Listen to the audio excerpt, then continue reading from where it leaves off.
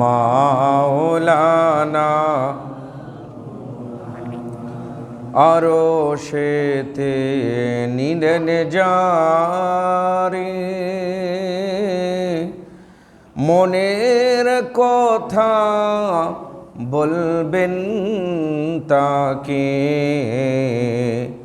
৭০,০০০ পর্দা খুলে দিলেন নিজে আল্লাহ তাআলা। আল্লাহুম্মা সাল্লি আলা মাওলানা মুহাম্মদ ওয়া আলা আলি সাইয়্যিদিনা লা ইলাহা ইল্লাল্লাহু মুহাম্মাদুর রাসূলুল্লাহ সাল্লাল্লাহু আলাইহি ওয়াসাল্লাম। সম্মানিত উপস্থিতি, এই রজবের চাঁদের দ্বিতীয় ঝুমা আল্লাহর ঘর পুত পবিত্র মসজিদে আগত আল্লাহ প্রেমিক, রসুল প্রেমিক, অলি আল্লাহ প্রেমিক, আমার সুন্নি মুরব্বী বাবারা, যুবক ভাইয়েরা, সকলের নিকট সালাম। আসসালামু আলাইকুম ওয়া রাহমাতুল্লাহি ওয়া বারাকাতুহু। আযা ওয়া জাল মহান রব তাআলার দরবারে গুরুত শুকর এবং সুজুদ যে আল্লাহ তাবারক ওয়া তাআলা আমাদেরকে এক সপ্তাহের পরে আবার পুনরায় আল্লাহর ঘর পুত পবিত্র মসজিদের মধ্যে আসার বসার যিনি শক্তি দিয়েছেন, আমরা সমস্যরে সেই রব তাআলার দরবারে শুকরিয়া তার বলি আলহামদুলিল্লাহ। অগণিত অজস্র তারিফ যে আল্লাহ তাবারক ওয়া তাআলা আমাদেরকে এমন এক নবীর উম্মত করেছেন, যেই নবীর উম্মত হওয়ার জন্য নবীগণ পর্যন্ত আল্লাহর দরবারে অ্যাপ্লিকেশন করেছেন, দরখাস্ত দিয়েছেন। আমরা বিনা দরখাস্তে সেই নবীর উম্মত হতে পেরেছি, আমরা শুকরিয়া তার আবার বলি আলহামদুলিল্লাহ।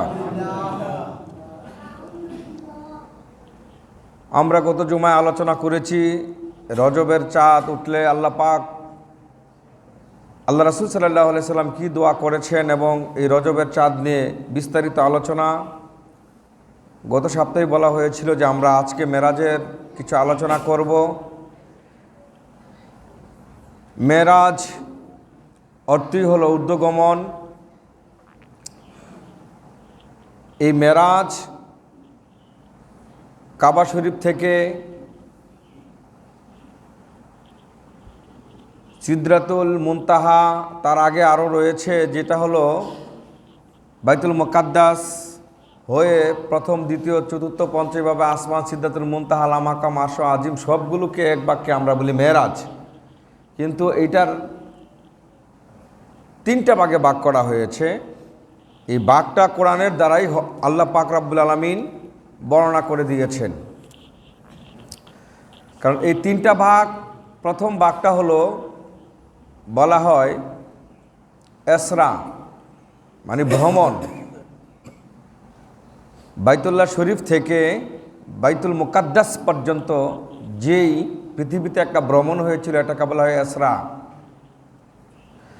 আর বাইতুল মুকাদ্দাস থেকে ঊর্ধ্বগমন হয়েছিল, মানে উপরের দিকে উঠেছিলেন প্রথম, দ্বিতীয়, তৃতীয়, চতুর্থ, পঞ্চম, ষষ্ঠ, সপ্তম, এইভাবে সিদরাতুল মুনতাহা একটা ভর্ডার, ওই ভর্ডারটাকে বলা হয় মেরাজ।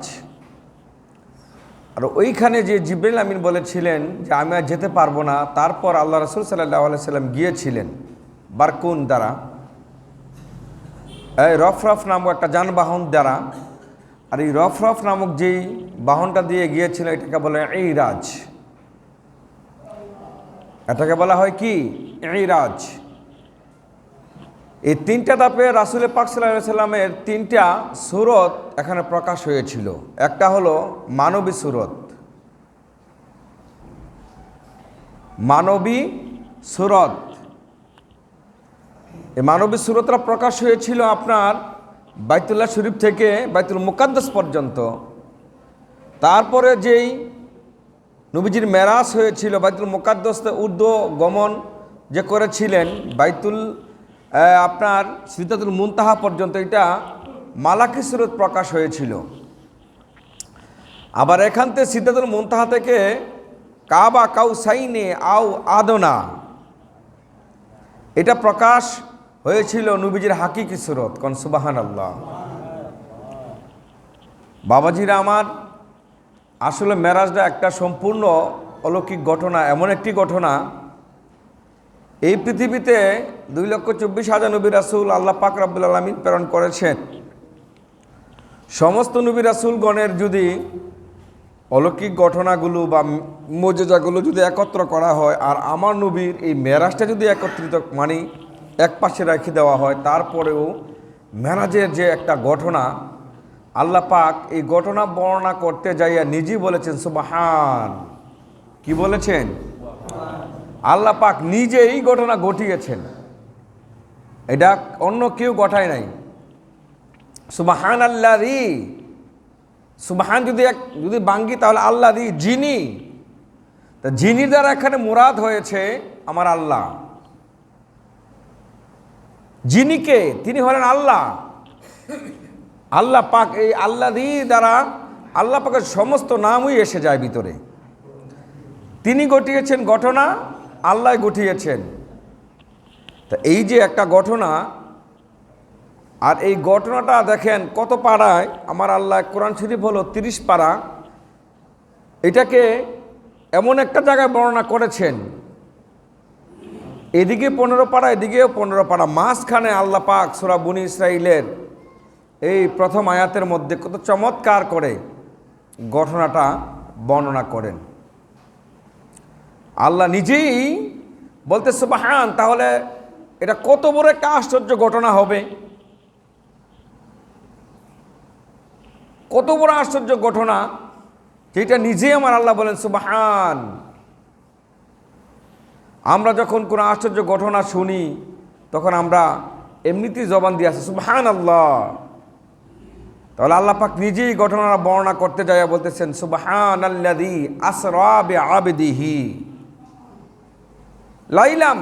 এতটুকুর আলোচনায় আজকে আমরা করব। বাবাজিরা আমার, তা এই যে আশ্চর্য ঘটনা আমার আল্লাহ পাক রব্বুল আলামিন বলতেছে সুবহানাল্লাযী, এই আল্লাযী যারা মুরাদ হলো আমার আল্লাহ, আবদিহি, এই আবদের দ্বারা, এই আবদ কেন বলা হয়েছে এখানে অনেক কারণ আছে। আবদ মানে বান্দা, আবদ মানে কি? বান্দা। এই আবদ দ্বারা হলো বান্দা, কিন্তু আমার আল্লাহ এখানে আরও তো অনেক শব্দ, হাবিবুল্লাহ, মাহবুব, এগুলো ব্যবহার করতে পারতেন, কিন্তু আবদ ব্যবহার করেছেন কেন? ব্যবহার করেছেন এই জন্য, কারণ এই মেরাজের ঘটনাটাকে অনেকে বলবে এটা স্বপ্নযুগ হয়েছে, এটা কাল্পনিক, এটা সম্ভব না। আর আমার আল্লাহ পাক রব্বুল আলামিন এটা বোঝাতে চেয়েছেন যে আবদ তো তিনি যাহার সমস্ত কিছু আছে, মানে দেহ আছে, রুহ আছে, মানে আমাদের মতো অবয়ব একটা বডি আছে, তাকে বলা হয় আবদ। আর এই আবদ বোঝানোর জন্য আল্লাহ পাক রব্বুল আলামিন নিজে বলেছেন যে আবদ, বান্দা। আর এই বান্দা প্রথমত আমরা 3 ভাগে ভাগ করতে পারি। 1 নম্বর হলো আবদে রকিক, আবদে আবিক, আবদে মাউজুন। কয় ধরনের বান্দা? বলেন কয় ধরনের? 3 প্রকার বান্দা। আবদে রকিক বলা হয় এমন বান্দা যেই বান্দায় আল্লাহকে মানে, আবার অনেক সময় অনেক পাপ, অনেক সময় অনেক অন্যায় ইত্যাদিও করে ফেলেন। এই সমস্ত বান্দাকে বলা হয় আবদে রকিক।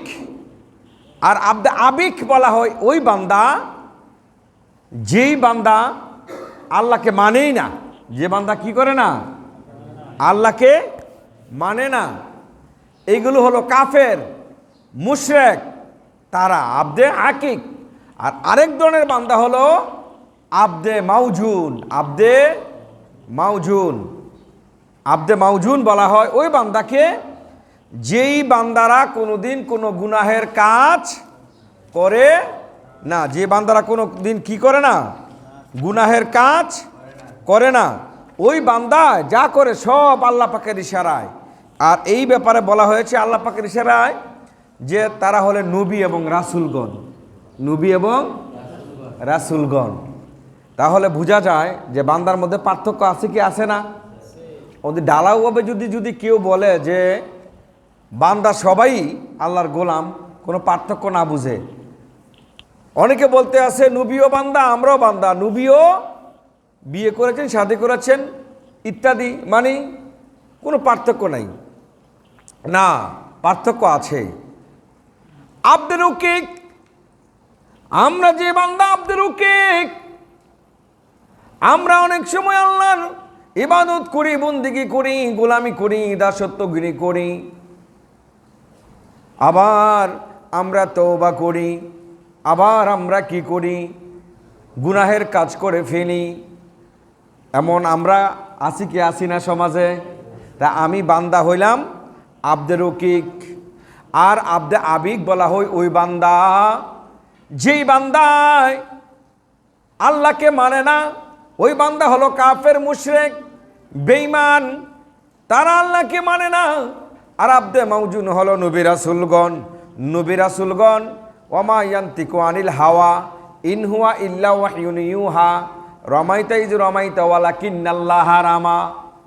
আল্লাহ এই কথা বলে দিয়েছেন, জি না? বাবারা, এই জন্য আপনাকে বুঝতে হবে এই মেরাজের কাহিনীটা যখন আপনি পুরোপুরিভাবে একটু বোধগম্য করবেন, বুঝবেন, বুঝার চেষ্টা করবেন, তাহলেই বুঝতে পারবেন যে নবীর সমতুল্য পৃথিবীর জমিনে আর কেউ নাই। এই মেরাজের কাহিনী বুঝার প্রয়োজন আছে কি আছে না? দরকার আছে কি আছে না? দরকার আছে। আবার ঘটনাটা ঘটেছে কখন দেখেন, লাই মানে রাত্রির কিরদংশ, রাত্রের পুরো একটা অংশ না, এটা ছোট্ট একটা অংশের মধ্যে ঘটনাটা ঘটেছে, পুরো একটা অংশে না। আল্লাহ রাসূল সাল্লাল্লাহু আলাইহি ওয়াসাল্লাম নবী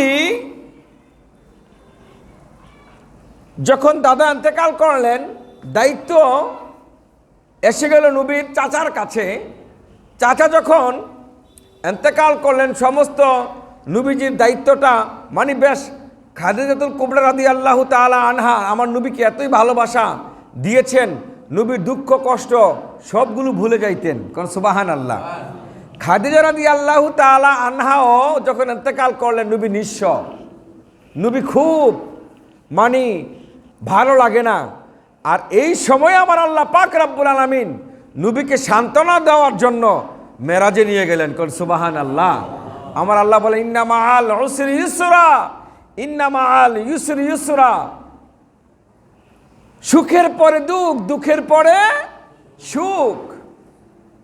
শুধু তাই নয়, আল্লাহ পাক রব্বুল আলামিন কোরআনের মধ্যে বলেন ওয়ালা সাউফা ইউতিকা রাব্বুকা ফাতারুদা, আমি আপনাকে দেব, আপনি সন্তুষ্ট হয়ে যাবেন, আপনি খুশি হয়ে যাবেন। বাবাজিরা আমার, এই জন্য আমার নবীর একটা উপাধি ছিল হাবিবুল্লাহ। হাবিবুল্লাহ বলা হয় তাহাকে, যারা হাবিবুল্লাহ বলা হয় তাকে আল্লাহ যাকে খুশি করার জন্য সদা সর্বদা ব্যস্ত করেন। সুবহানাল্লাহ। কালিমুল্লাহ আছে, হাবিবুল্লাহ আছে, রুহুল্লাহ আছে, তারপরে অনেক উপাধি এক একজন নবীর নাম, কিন্তু আমার নবীর একাই হলো হাবিবুল্লাহ। আমার নবীর উপাধির নাম কি? হাবিবুল্লাহ। হাবিবুল্লাহ বন্ধু মানে পারিভাষিক সংজ্ঞায় হলো আল্লাহ যাকে খুশি করার জন্য সদা সর্বদা পাগল থাকেন। কোন সুবহানাল্লাহ। তা আমার নবীর মনে কষ্ট, দাদাও চলে গেল, চাচাও চলে গেল, খাদিজাতুল কুবরাও চলে গেল, তাইফের জমিনেও নবীজির কেউ নবীকে ইজ্জত করলেন না, নবীজি খুব মনে কষ্ট।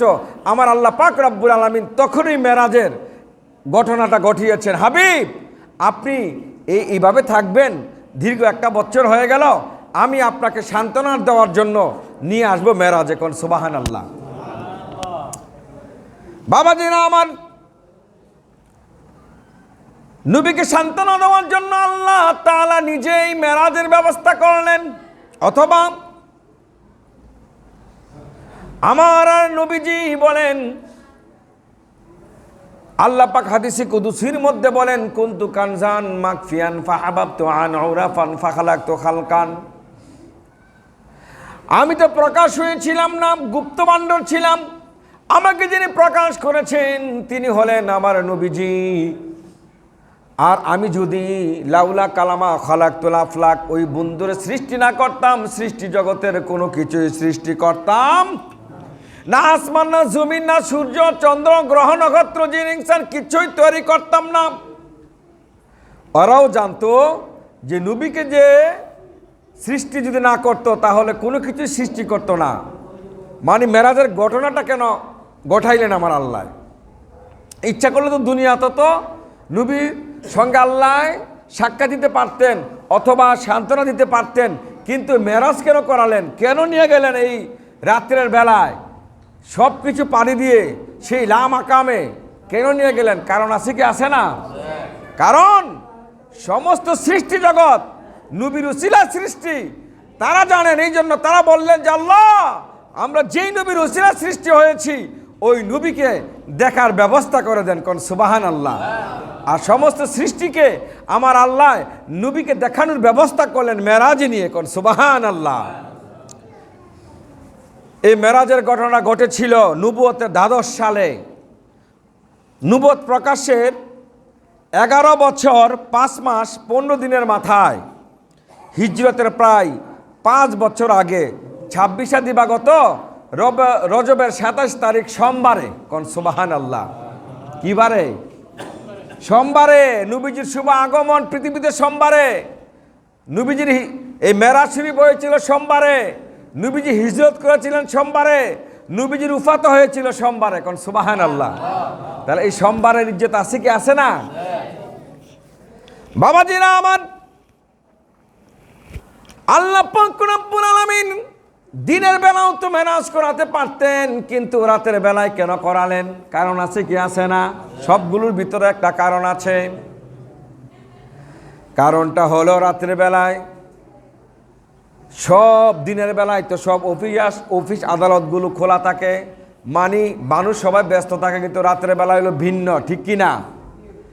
কিন্তু এই কারণ ছাড়াও আরও কারণ আছে গো। কারণটা কি একটু শোনেন।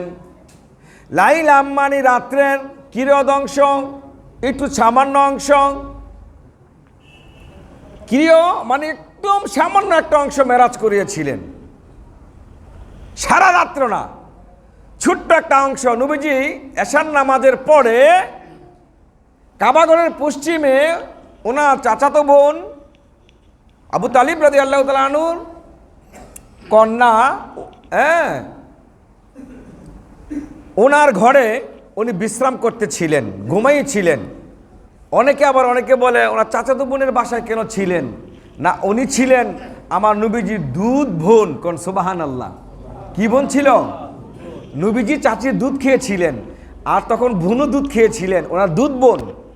আর দুধ বোনের মানে 14 জনের মধ্যে দুধ বোন হলো একজন, মানে বিবাহ করা যায় না। বিবাহ করা দুধ বোনকে কি হারাম। এই জন্য নবীজি এই বোনের ঘরে মাঝে মাঝে অবস্থান করতেন, আরাম করতেন। এশার নামাজের পরে নবীজি ঘুমিয়ে আছে। আর এই দিক দিয়া আল্লাহ পাক নিজে মেরাজের ব্যবস্থা করে ফেললেন। কোন সুবহান আল্লাহ। নবীজির খবর নাই, নবীজি ঘুমাচ্ছেন। হ্যাঁ, কেমন নবী? আল্লাহ পাক রব্বুল আলামিন সমস্ত কিছু রেডি করলেন, প্রস্তুতি গ্রহণ করা শেষ। জিবরাইল আমিনকে এখন ডাক দিলেন, ওগো জিবরাইল আমিন, আমার বন্ধু পৃথিবীতে বড় কষ্টের মধ্যে আছে। নবীজির দাদা চলে গেল, চাচা চলে গেল, নবীজির প্রথম স্ত্রী খাদিজাও চলে গেল, তাইফের ময়দানে গেলেন। নবীজি নির্যাতিত হলো, নবীর মনে কষ্ট।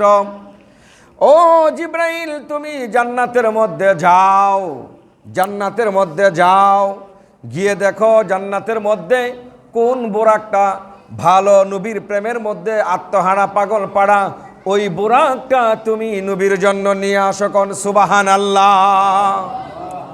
শুধু তাই নয়, জান্নাতের আরেকটা কক্ষের ভিতরে তুমি প্রবেশ করবা, গিয়ে দেখবা ওই জান্নাতের কক্ষের মধ্যে আমার নবীর জন্য নূরানি একটা ড্রেস মোবারক আমি রেখে দিয়েছি। ওই নূরানি ড্রেস মোবারকটা তুমি নিবা, নিয়ে আমার নবীকে সুন্দর করে সাজাইবা। কারণ আমি নবীজি হইলাম আমি আল্লাহ নিজে হইলাম নূর, নবী হইল নূর, ড্রেস নিবা ও নূরের, এবং ফেরেশতারাও নিবা নূরের। ওই নূরের নবীর নূর মুবারক তুমি আমার কাছে নিয়ে আসো। জিব্রাইল আমিন এখন দৌড় দিলেন জান্নাতে, ড্রেস মুবারক নূরের নিলেন, নিয়ে এখন চলে গেলেন আরেকটা কক্ষের ভিতরে একটা বোরাক নেওয়ার জন্য। সেইখানে গিয়ে 70,000 বোরাক, সবাই মানে তরতাজা, একটাতে আরেকটা সুন্দর, একটাতে আরেকটা সুন্দর। এখন আমার নবীজি মানে জিব্রাইল আমিন ওই বুরাক দেখতে দেখতে দেখতে দেখতে সবার শেষে চলে গেলেন, গিয়ে দেখেন একটা বুরাক শুধু কান্দে, কাঁদতে কাঁদতে কাঁদতে কাঁদতে জীর্ণ শীর্ণ হয়ে গেছে, তাকে দেখতে বেশি ভালো লাগছে না। জিব্রাইল আমিন ডাক দেয়া বলে, বুরাক রে, সবাই তো খুশিতে লাফালাফি করছে, সবার তো দেখা যায় স্বাস্থ্য ভালো, সবাই তো দেখা যায় মানে খুশি আনন্দ আত্মহারা, তুমি কেন আজকে এখানে বসে বসে কাঁদতে আসো, কারণটা কি, ব্যাপারটা কি? ওই বোরাকটা জবাব দেয়, জিবরাইল রে, এমন আমরা জানি যে আজকে নবীর মেরাজ হবে, আর আজকে একটা বোরাক নিয়ে যাওয়া হবে এখান থেকে। যেই দিন থেকে আমি শুনেছি যে বোরাক নেওয়া হবে, ওই দিন থেকে আমি নবীর প্রেমের মধ্যে কান্না শুরু করলাম, আর বলতে লাগলাম, আল্লাহ গো,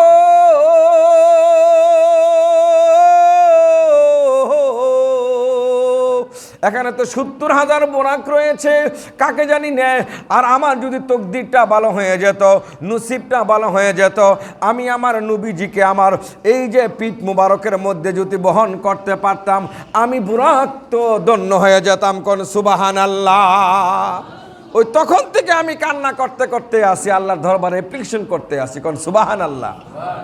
আল্লাহ বলে, জিব্রাইল, তাকে তুমি গ্রহণ করো। জিব্রাইল আমিন এই বুরাকটাকে গ্রহণ করলেন। ধরতে দেরি বোরাক সবার চাইতে সুন্দর, তরজাতা হইতে দেরি না। কোন সুবহানাল্লাহ। এই বোরাকটা নিয়ে আসলেন, নুরানি ড্রেস মোবারক নিলেন, আবার সাথে করে 70,000 নূরের ফেরেশতাও নিলেন। সাথে আপনার জিব্রাইল আছে, মিকাইল আছে, ইসরাফিলও আছে। তারা স্লোগান দেয়, কি দেয়? স্লোগান দিতে দিতে আমার নবীর কদম মুবারকের মধ্যে আসেন। বাবাজিরা রে আমার, কাবাগরের পশ্চিম পাশে আমার নবীজি উম্মেহানির গড়ে আরাম করতেছিলেন। এখন দরজা বন্ধ, কিভাবে ঢুকবে? জিব্রাইল আল্লাহকে ডাক দিয়ে বলে, ওগো আল্লাহ, নুরানি জুব্বা মুবারক আনলাম, বোরাকও আনলাম, ফেরেশতাও আনলাম, এখন দেখি আপনার হাবিব রেস্টে আছে, আরাম করতে আছে, ঘুমাইতে আছে, এখন কি করব? কই, তুমি ছাদের উপর দিয়ে চলে যাও, মানে আপনার ছাদের উপর দিয়ে ভিতরে ভিতরে প্রবেশ করে ফেলো।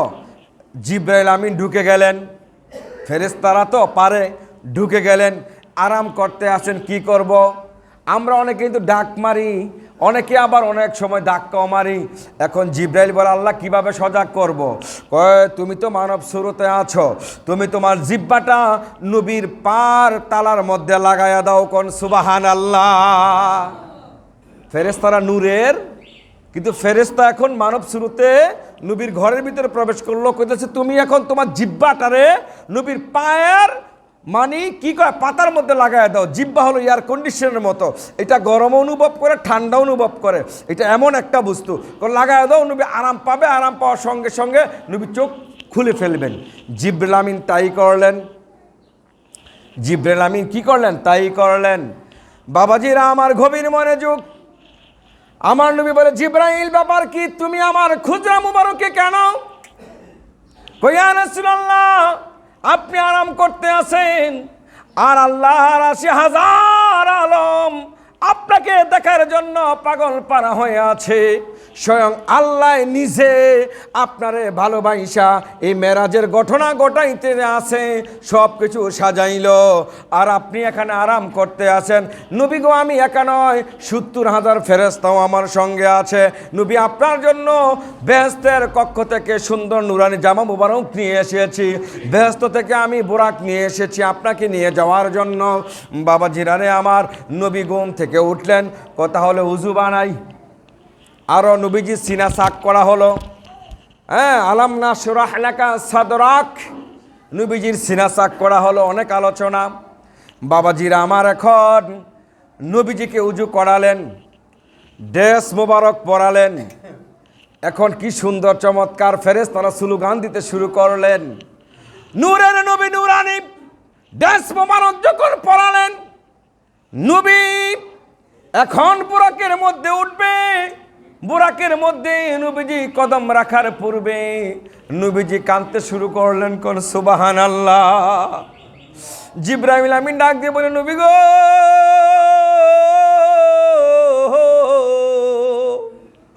আজকে 80,000 আলমের 18,000 মাখলুকাত সবাই খুশি আনন্দিত, আর আপনি মুহূর্তে কেন কাঁদতে আছেন?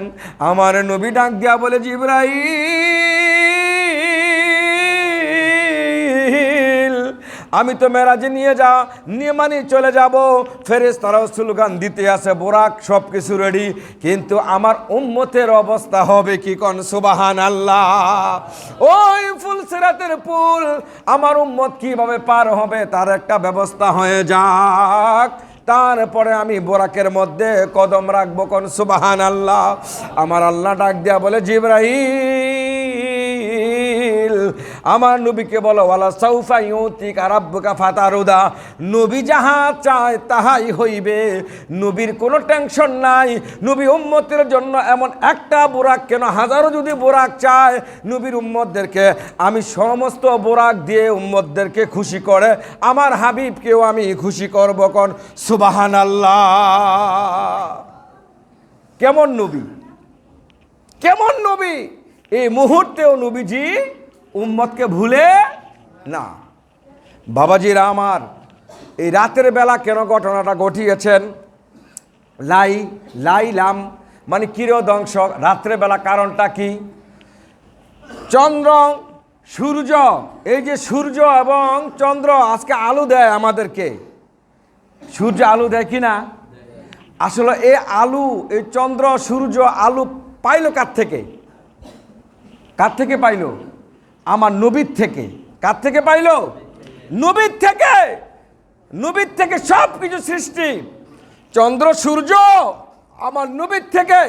আল্লাহ বুঝাতে চেয়েছেন, এরে চন্দ্র, এরে সূর্য, তোমার আলোতে নবী মেরাজ করার প্রয়োজন নাই। নবীর যে আলো আছে, নবীর যেই ফোকাস আছে, এই নূর দ্বারাই তো সম্ভব হয়ে যায়। কোন সুবহানাল্লাহ। ঠিক কিনা বলেন? আবার দেখেন, লাইলাম কিরিয়দংশ যে বলেছেন কারণটা, নবী যখন মেরাজে যায়, ঘুম থেকে উঠেছিল, বিছানাটা গরম, নবী উজু করেছিল, পানি পড়তেছে, নবী যে আপনার যে দরজার ছিকুলে লাগিয়েছিল, নবী যখন মেরাজ থেকে ফিরে এসেছিল, তখনও দেখেন সেই বিছানা এখনো গরম আছে, সেই উজুর পানি এখনো গড়িয়ে যাচ্ছে, সেই শিকুলিটা এখনো নড়ছে, কিন্তু নবীজি আল্লাহর সঙ্গে প্রেমের আলাপ করেছেন, মানে কালাম করেছেন 90,000, আর সেখান থেকে ফিরে এসেছেন 27 বছর পরে। কোন সুবহানাল্লাহ।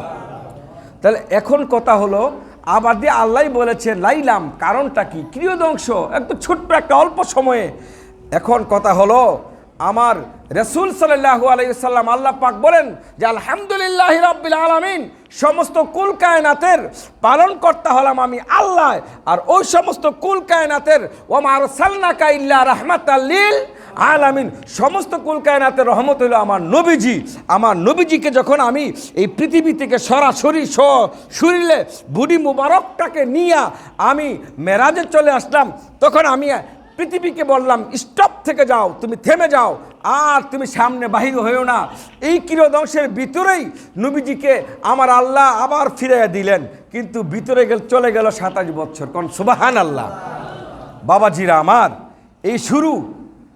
এইভাবে আল্লাহ রসুল সাল্লাল্লাহু আলাইহি ওয়াসাল্লাম, যাই হোক এখান থেকে শুরু করব আমরা আগামী, মানে বাইতুল মুকাদ্দাস থেকে নবী যখন উঠবেন বুরাকে, এই বুরাক থেকে আবার শুরু করবো আগামী সপ্তাহ। আল্লাহ পাক রব্বুল আলামিন আমাদেরকে মেরাজের ওয়াজ থেকে যেন আমরা শিক্ষা গ্রহণ করতে পারি সেই তৌফিক দান করে সকলে বলে আল্লাহুম্মা আমিন। আসসালামু আলাইকুম।